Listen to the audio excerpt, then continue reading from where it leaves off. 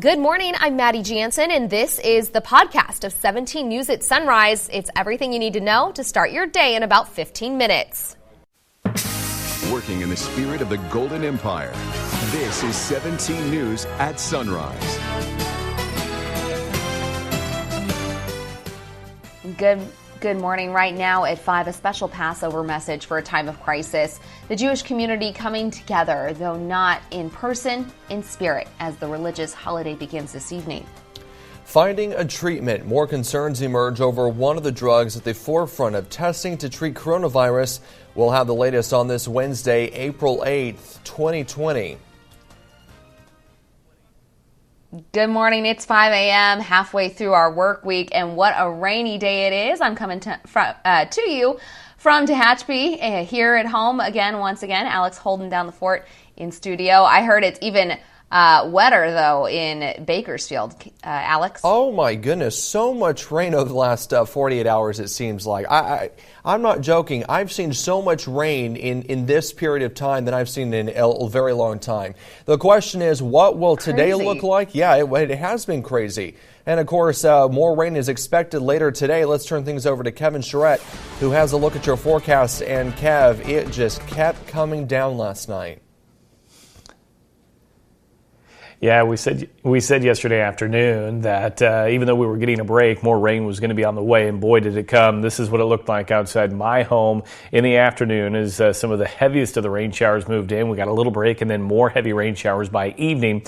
Right now, we're getting that break once again. Let's take you to the satellite and radar, show you exactly what we've got going on. We definitely have some clouds out there, but you can see out in the desert, we've got another band of heavy rain trying to move in along the 58 there towards the Tehachapi area. So into Maddie's neck of the woods, we may start to see some moderate rainfall here in the next 20 to 30 minutes as that band starts to push on in. Here's a look at our record rain yesterday. Yes, this is a 24-hour total, 0.91 inches. The old record of 0.59 was set back in 1967, and you add that total to the rain that we've already been getting. Now let's take a look at the 24-hour totals first. Meadowsfield, again, 0.91. Southwest Bakersfield, where I'm at here, 1.28 in the gauge in the last 24 hours. East Bakersfield, 0.88. Taft, just under 3/4 of an inch.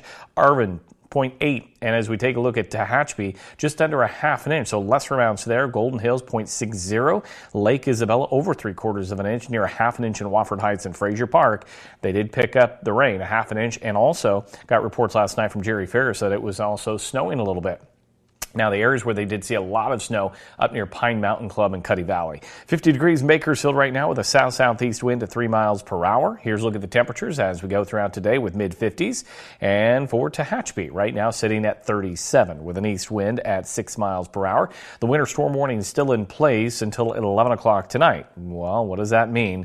Well, heavy snow is still possible above the 5,000-foot level. So near Pine Mountain Club and Cuddy Valley, once again, we could receive an additional 8 to 17 inches of snow, depending on where you're at in those elevations. Here's a look at the temperatures overall for the mountain community today, and we are going to be looking at the 30s and 40s throughout the afternoon. So how long is all this going to last? I'll have much more on this part of the forecast coming up in just a little bit. Alex, back to you. Kevin, you're a busy man. I can't wait to look at that forecast. All right, your time now is 5:03, and here's a look at the latest numbers on COVID-19 cases in Kern County. 15 new cases were reported yesterday, bringing the total to 267. Over 3,000 people have been tested, and those results came back negative. But around 1,900 test results are still pending. 2 people have died here locally. Officials have released where the patients live, but it's not necessarily where the virus was caught. There are 43 cases in the valley, 110 in the west part of Bakersfield, 94 in East Bakersfield, 8 in the mountains, and 6 in the desert. 17 News has learned that 5 detention deputies at Laredo Jail have tested positive for COVID-19. That's according to an official with the Kern County Detention Officers Association. Union President Dustin Alkiri says the deputies are recovering at home. Sheriff Donnie Youngblood said a total of 10 Sheriff's Office employees have tested positive for the virus. He also says 2 inmates at the jail have tested positive. They're isolated and receiving treatment. Sheriff Youngblood says there are tests pending, so it's likely that the number of cases will go up. Meantime, state prison officials say a fourth employee at Wasco State Prison has tested positive for COVID-19. That makes 5 employees of prisons in Kern to test positive, according to the Department of Corrections and Rehabilitation. The other employee works at North Kern State Prison in Delano, where 1 inmate has also tested positive for coronavirus. Statewide, there are 62 prison employees infected and 18 inmates infected. Now a look at the numbers nationally. Nationwide, there are nearly 400,000 cases of coronavirus and nearly 13,000 deaths. New York remains at the center of this outbreak with close to 70,000 cases.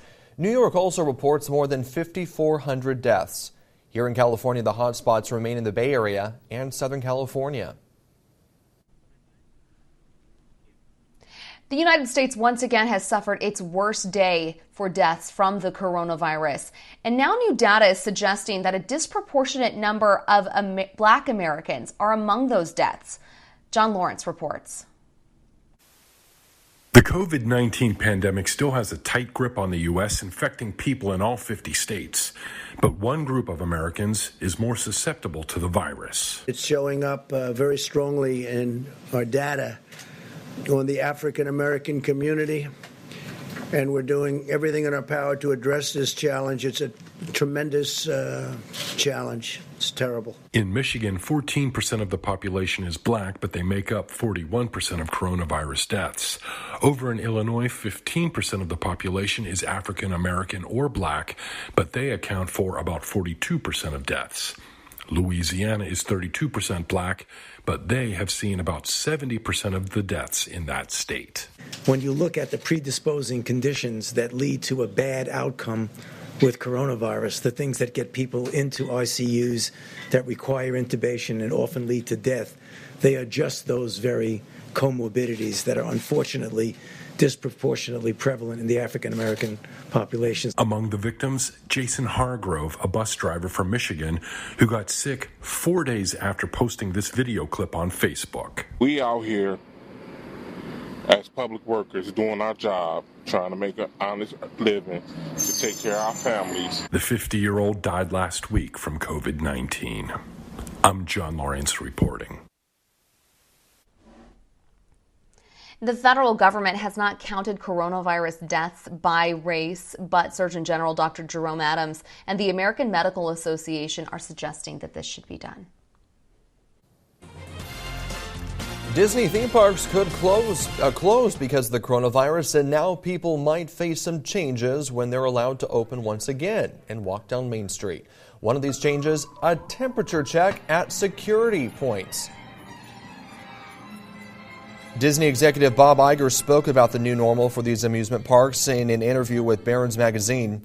He said temperature screenings are a possibility to meet health guidelines and make visitors feel safe. Disneyland and Disney World are both closed right now. Parts of Shanghai Disney have reopened, and it's already implementing new guidelines regarding health and safety. The company says every guest will have to go through a temperature screening, wear a mask, and maintain social distancing while in shops, lines, in restaurants at the Disneyland in Shanghai. The Adventist Health Bakersfield opened its market yesterday. Staff can shop for fresh produce and even toilet paper at the hospital before they head home. Adventist is partnering with Costco and Target stores. Well, meantime, the wonderful company is helping its employees during these uncertain times. It's offering family grab-and-go meals, which include breakfast and lunch to all employees and its family members. The company had distributed 20,000 meals, and so far it plans to ramp up that number to 37,000 every week.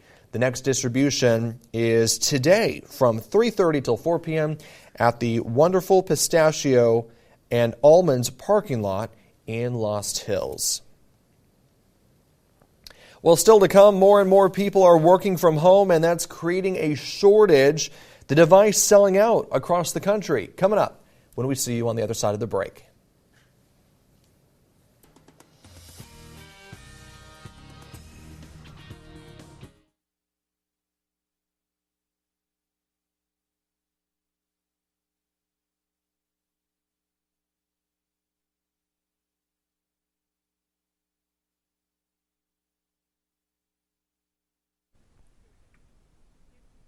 Welcome back. Here it's 5:19. Prescriptions of hydroxychloroquine have spiked amid aggressive promotion by the president as a potential treatment for COVID-19. But even within the White House, opinions on the drug's efficacy are divided, with the nation's top infectious disease expert saying more scientific data is needed. Sarah Dolph has the story. It's been repeatedly touted as a possible miracle treatment by the president. With the chloroquine, I think it could be something really incredible. But top medical experts urge caution when it comes to treating COVID-19 patients with hydroxychloroquine, saying anecdotal overseas studies have been mixed. And the drug approved for treating malaria and lupus carries cardiovascular risks, among others. No drug is completely safe. So particularly in very sick people, we must be careful.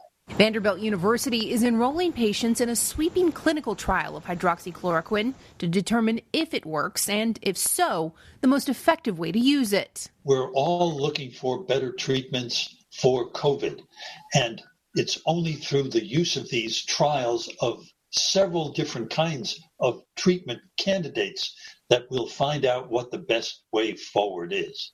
The American Medical Association urging coronavirus treatments be driven by science.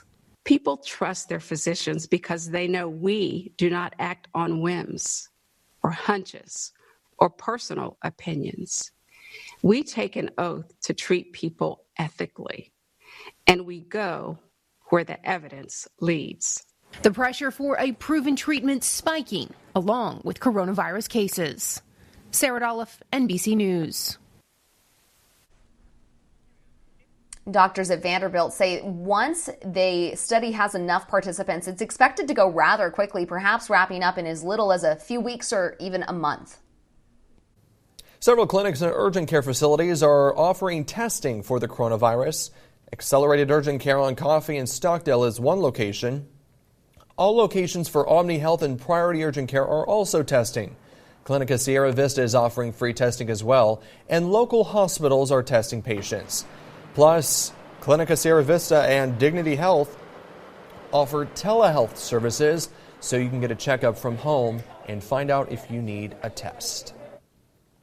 If you don't know, these are the symptoms of COVID-19. The most common include fever, a dry cough, meaning there won't be mucus, fatigue, and difficulty breathing.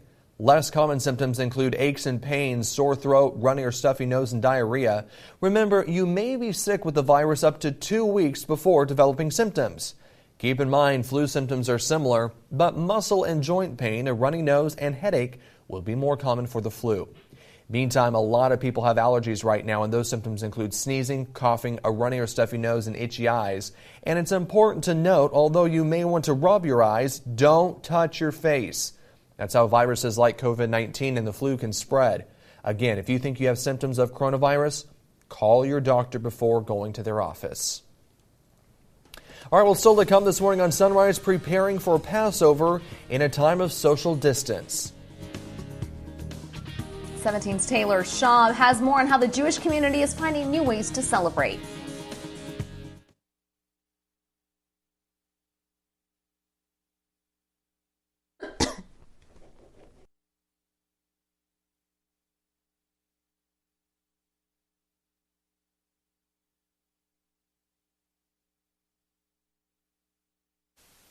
KGET Business Watch is brought to you by Grapevine MSP Technology Services, the Valley's leading IT service provider. Welcome back. It's 5:25 now, and with more people working from home because of the coronavirus pandemic, technology is in high demand. Webcams have become the latest hot commodity. Logitech, which dominates webcam sales, is reportedly out of every webcam it makes. While most laptops come with built-in cameras, they have lower resolution, and people are looking for quality picture, whether they are a student learning on Zoom, a late-night host providing laughs, or a teacher giving a seminar.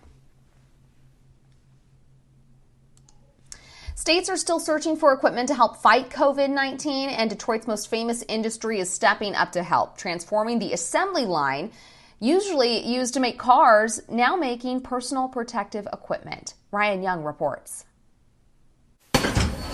With many states desperate for life-saving equipment. We are running dangerously low on PPE. The whole system is over capacity. And the projected peak of the coronavirus crisis still looming ahead. You can hear that bell in the background? Yeah. That's another box of face shields produced. Automakers are shifting gears. Okay, there's another box being produced. To help hospitals fight an uphill battle. Only about 10 days ago we started doing this, and now we've ramped up to the point where we've already shipped over 1.1 million face shields. Ford Motor Company in Detroit turning its former vehicle production line into a PPE powerhouse, shipping box after box to frontline workers. 250 go in a box. Wow. But while hundreds of thousands of simple face coverings are already being distributed, mass production of complex ventilators is a bigger challenge. General Motors, Toyota, and Tesla are all hoping to transform what they have into what doctors so desperately need. We have a Model 3 center display. Ford says it's still 2 weeks away from producing hospital-quality ventilators. GM is on a similar timeline, partnering with medical manufacturer Ventec to train its Indiana staff. Maintain 6 feet between individuals. The final touch, the track. Automakers are revamping their production at a level not seen since World War II. This as President Trump has invoked the War-Era Defense Protection Act to ensure companies do their part. But workers here say they don't need to be asked. Numbers of the people here, are fighting for their own families. Rod Crime's son Justin is a member of the Chicago Fire Department. We could potentially have first-hand contact with a COVID patient. When he told his dad his team needed protective gear, Rod was happy to help. I'm proud. I'm very proud of everything we're doing, and I'm more proud that you're giving one. Well, it's an honor to receive a piece of life-saving equipment from anyone, but it's that much more of an honor to receive it from my own father. Yeah, well, make sure you use it.